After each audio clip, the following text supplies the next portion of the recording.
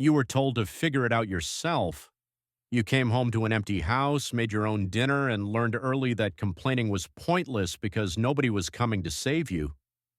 While millennials got participation trophies and Gen Z got therapy apps, you got a key around your neck and a note on the fridge. And now, decades later, you're watching younger generations melt down over things you survived without a second thought. You don't post about your trauma. You don't announce your boundaries. You just handle it quietly, efficiently, alone. If you were born between 1965 and 1980, you're part of the most psychologically fascinating generation alive. Not because you're broken, but because you were raised in a psychological experiment nobody talks about. And today we're breaking down exactly what that did to your brain. Here's what nobody tells you about Gen X. You weren't just raised differently, you were raised during a massive cultural shift that created a completely unique psychological profile. And understanding this explains everything about why you are the way you are. Let's start with the obvious. You were the first generation of latchkey kids. Both parents worked. Divorce rates skyrocketed. Supervision disappeared. You came home to an empty house, turned on MTV, and raised yourself. Psychology calls this benign neglect, not abuse, not abandonment, just nobody was watching. And your brain adapted. Neuroscience shows that children who grow up with high independence and low supervision develop something called self-reliance schemas. Your brain literally wired itself to not expect help, to not ask for it, to not even think it's an option. While other generations learned that adults would step in, you learned that adults were busy, distracted, or gone. So you stopped waiting, you stopped asking, you figured it out. And here's the thing. This made you incredibly competent, but it also made you allergic to vulnerability. You don't cry in public. You don't overshare. You don't trauma dump on social media. Because your nervous system learned early that nobody's coming. That emotional expression without a solution is just noise. You were raised on a steady diet of irony, cynicism, and emotional detachment. Nirvana, The Simpsons, Pulp Fiction. Everything you consumed taught you the same lesson. Caring too much makes you a target. Psychologists call this defensive detachment. It's not that you don't feel deeply, it's that you learn to hide it behind sarcasm, dark humor, and a shrug. You watched your parents' generation promise loyalty to corporations and get laid off anyway. You saw the American dream sold as a guarantee and delivered as a scam. So you stop believing in institutions, in authority, in the idea that hard work equals reward. And this created something fascinating. You became the first generation to prioritize independence over approval. You didn't need your boss to like you. You didn't need society to validate you. You just needed to survive. This is why you're so allergic to corporate buzzwords, mandatory fun, and team-building exercises. Your brain sees it as performative nonsense because you were raised to value competence over connection. Here's where it gets even more interesting. You were the first generation raised on technology, but without it consuming your entire identity. You remember life before the internet. You had to actually show up to make plans. You had to wait for information. You experienced boredom as a default state, not a crisis. This gave you something younger generations don't have, the ability to exist without constant stimulation. You can sit in silence. You can be alone with your thoughts. You don't need your phone to feel real. But it also means you're skeptical of the digital world in ways others aren't. You see through performative activism. You roll your eyes at influencer culture. You know the difference between online and real life because you lived both. You grew up during the AIDS crisis, the crack epidemic, stranger danger, satanic panic, nuclear war drills.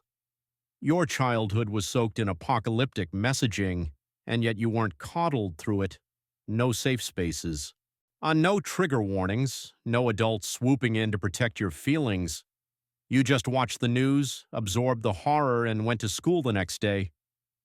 Psychology shows that exposure to existential threat without emotional support creates something called philosophical resilience. You don't panic during crises because your baseline is already crisis. You don't spiral when things go wrong because things have always been wrong. This is why you're so calm during chaos. Not because you're cold, but because your nervous system was calibrated for instability. You were told to go outside and come back when the streetlights came on. No GPS, no cell phones, no parents tracking your every move. You explored. You got hurt. You learned consequences through experience, not through a lecture. And this created something psychologists call intrinsic locus of control. You believe that outcomes are based on your actions, not on external circumstances. You don't blame the system. You don't wait for someone to fix it. You just adapt. But here's the shadow side. This also made you incredibly hard on yourself. Because if success is your responsibility, then so is failure, and you internalize that young. Let's talk about what makes Gen X different from the generations around you. Boomers were raised with structure, optimism, and the belief that the world owed them something. They expected stability. They believed in the system. You didn't. You saw the system fail your parents. You saw promises break. So you stopped expecting anything. Millennials were raised with praise, protection, and the message that they were special. They were told they could be anything, that their feelings mattered, that the world would accommodate them. You were told to deal with it, and you did. Gen Z was raised with therapy language, mental health awareness, and the belief that trauma should be named, processed, and healed. They talk openly about their struggles. They demand accommodations. You don't. Not because you're healthier, but because you were taught that talking about it doesn't change it. Here's the uncomfortable truth. You don't trust authority because authority abandoned you. Teachers, politicians, parents, corporations, they all proved unreliable. So you stopped looking up and started looking inward. This makes you the most independent generation, but it also makes you the most isolated. You don't ask for help. You don't join movements. You don't believe in collective action because you've never seen it work. And while younger generations are organizing, protesting, and demanding change, you're sitting back thinking, good luck with that. Not because you're apathetic, but because you learned early that the only person you can count on is yourself. You were the first generation to experience economic instability as children. Recession in the early 80s, layoffs, downsizing. Your parents losing jobs they thought were secure, you watched them struggle, and you learned that security is a myth.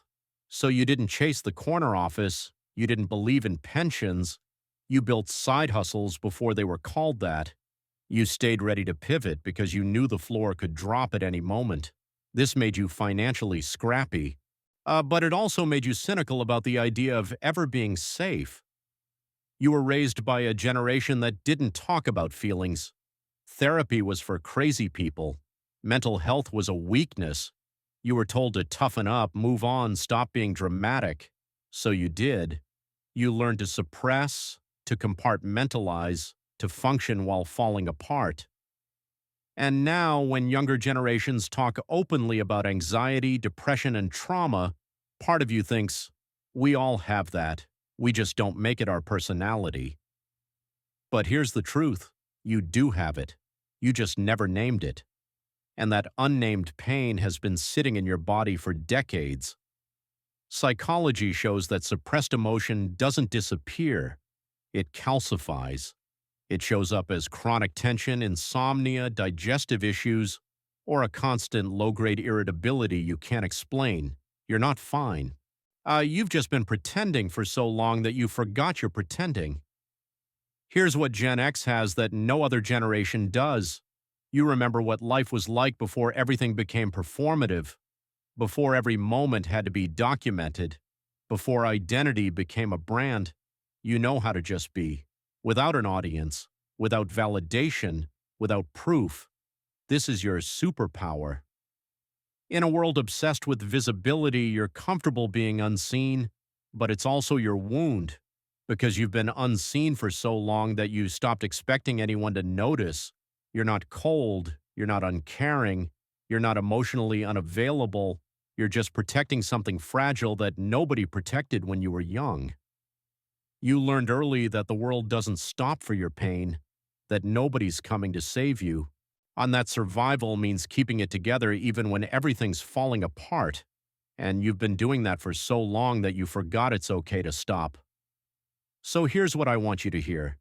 You were shaped by neglect disguised as independence, by instability disguised as freedom, by loneliness disguised as resilience, and you survived it. You built a life. You figured it out. But you don't have to keep doing it alone. You don't have to keep proving you don't need anyone. You don't have to keep hiding behind sarcasm and detachment. You don't have to keep pretending you're fine. Because here's the final truth. Your independence was never a choice. It was an adaptation, and adaptations can change. You are not broken. You are not too late. You are not beyond repair. You are simply a person who learned to survive in a world that didn't know how to hold you. And now, maybe for the first time, you can stop surviving and start living.